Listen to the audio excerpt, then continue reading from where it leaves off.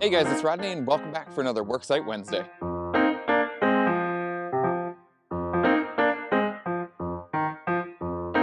Today we are in the gorgeous city of Georgetown, looking at a project that we've done in multiple phases. So we're going to get to see some established landscape as well as some new construction. So we initially began construction on this project in 2020, and right now we're breaking ground on phase 4. We've talked in the past about the ease and flexibility about phasing out your landscape, and we're going to get to see some of those great benefits today.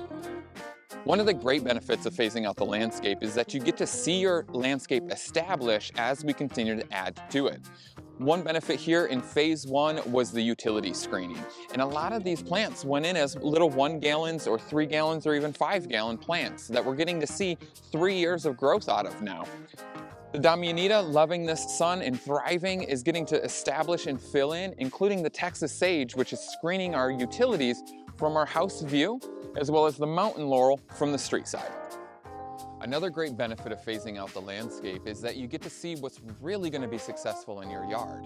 Like I had mentioned, we initially started plantings here in 2020, and since it's been 3 years, we've gotten to see what varieties are going to be most successful with your soil types and the weather conditions that we've had recently. Another great benefit of using the natives in your landscape is that they are adapted to our area and a lot stronger than most might think. Over the last couple of years here in Central Texas, we've had some hard freezes. And look at our yuccas and agaves. These guys are about 3 years old at this point in ground, and they are looking better than they've ever looked. Let's talk about some of the design components that went into this landscape. At this particular property, we had a limestone boulder that we were able to use from the site to anchor both sides of the entryway.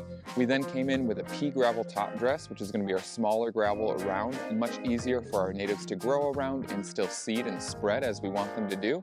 And then we've used a larger gravel around the edge because of the amount of rainwater runoff that we see on the property. The other benefit is we've used the gravel up along the edge of the entry of the home where the rain chains come down to prevent the pea gravel from washing out or standard mulch from creating alleys and washout in the landscape.